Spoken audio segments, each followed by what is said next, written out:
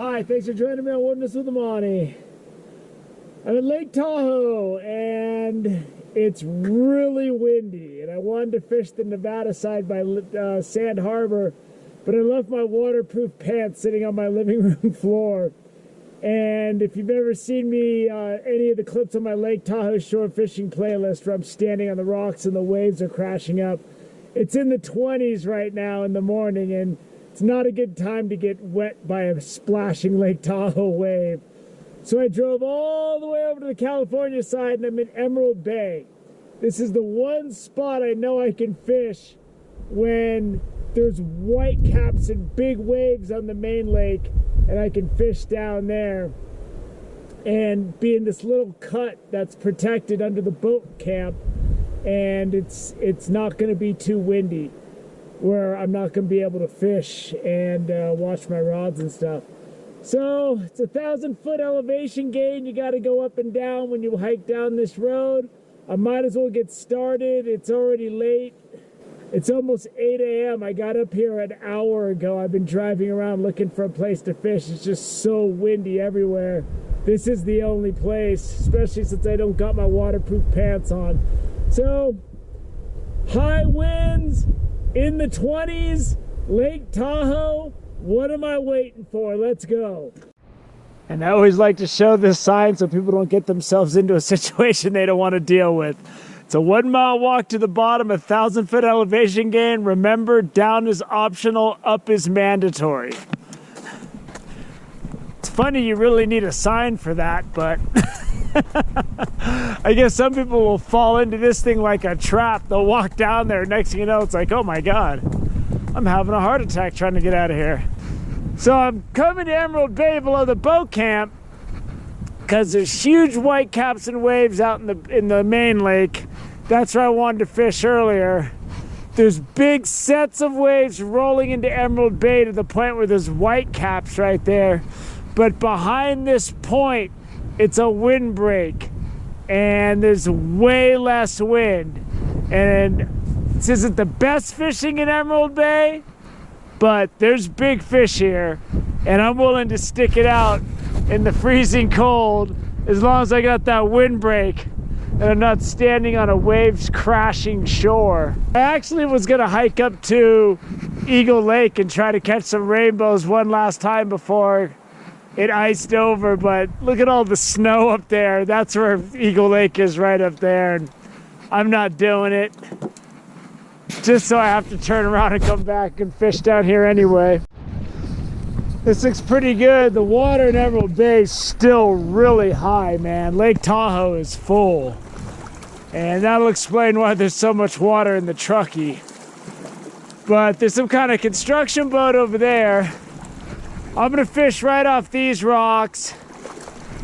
Here, the issue isn't boulders under the water. In Emerald Bay, it's giant submerged trees you gotta look out for. So let's get some lines in the water. And it's windy, but it's not too bad because it's white caps out there, but it's just a little stirred up right here. And there's gusts coming every now and then. And I'll be fishing from the cover of these trees, so that's always favorable. So let's get set up. So my lines are in the water. I got my tripod set up behind a big thick tree to hopefully cut some of the wind. And if you want the particulars of how I rig up, go to my fishing tips playlist. You can find all that information there for Lake Tahoe. And I just got a power bait and inflated crawlers. And I'm gonna sit here and I'm gonna soak bait until it starts to get dark, if that's how long it takes. Looking for one good fish to eat for dinner, or for a couple days if it's big enough. And I've caught some big fish at Emerald Bay. I have some breadcrumbs at home in case I catch a Mackinaw. I want to try that. And I've caught some Mackinaw here.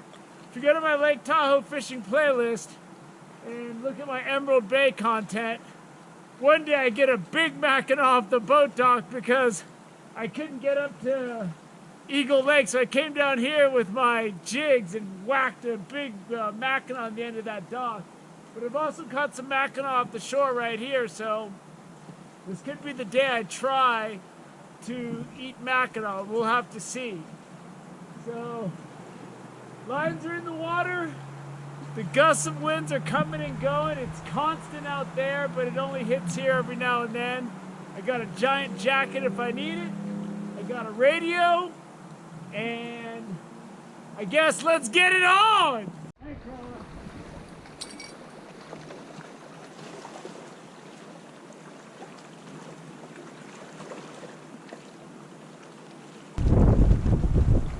It's the second time I've gotten hits and I'm just dropping it, picking it up, dropping it, not taking it.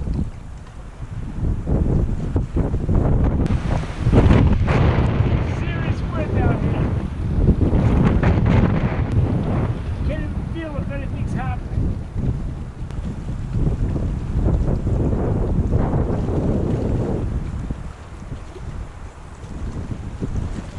Yeah, I got one. He's on there. I couldn't tell what was going on because of the wind.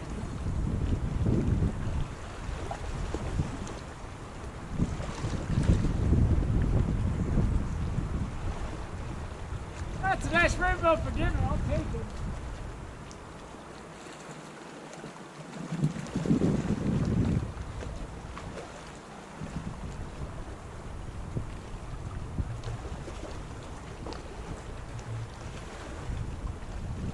Yeah, he swallowed it pretty good. He's gonna get eaten.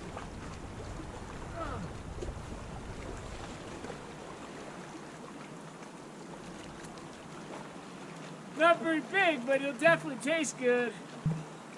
That's one good meal right there. Beautiful pink meat rainbow. Lake Tahoe doesn't get any tastier than this. I'm still fishing though. Hit the target really hard.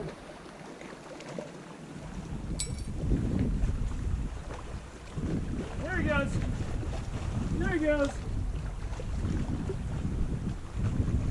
That's a better fish too. I was over there messing around trying to get my phone reception to work. Meanwhile, my power bait was going crazy. Ooh, there he goes. He's running. He's running.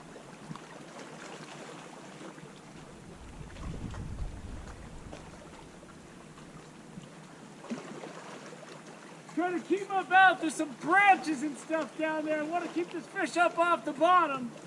And my rod's only 5 feet long.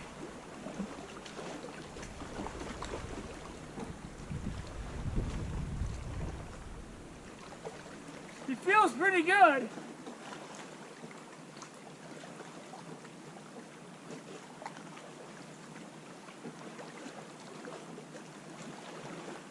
Let's see what we got here.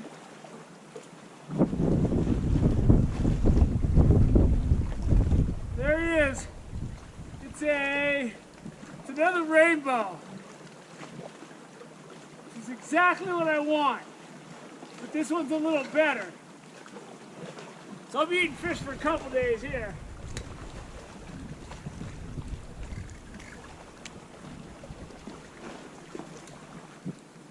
I actually got this barely hooked. And this is a Lahontan cutthroat. I'm gonna let this fish go. I got him right in the corner of his mouth. I'm gonna show him to you, and then I'm gonna let him sit in the water, and I'm gonna let him go. And fortunately, he hit that really hard, and that hook ended up right in the corner of his mouth. Cool looking fish. Nice Lahontan there. And they've been stocking these in Nevada, I know for sure, so they're starting to show up. And this guy's pretty good size. I'm gonna let him sit in the water and make sure he's really strong before I let him go. There he is, he's starting to swim through the net. I'm gonna let him out now. There he goes. Back out there. We'll see that Lahontan later. This is likely the reason I was able to let that fish go. I'm fishing power bait on about a 4.5 foot leader, and I use these size 18 treble hooks. And once the fish get to be like 16, 17 inches, when they just run and take it, this tiny little treble hook usually ends up in the corner of their mouth. If you start using these, you'll notice that when you catch bigger trout, a lot of times you barely got them hooked, but they're really sharp and they hold on really good. I haven't lost them because of one of these small hooks, but I've had them on the outside of their mouths before. So fortunately that guy barely got hooked. I was able to let him go.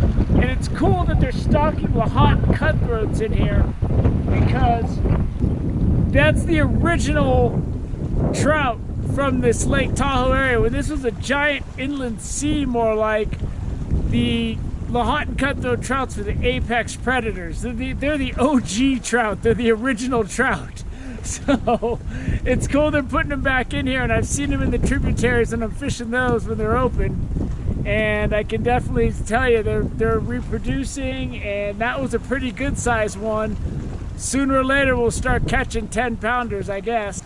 At least that's what I hope happens. I'm gonna call it a day. It's only like 11:30, but that boat over there is making a lot of noise. It's a lot of clanging, and I'm downwind from just a constant stream of diesel exhaust.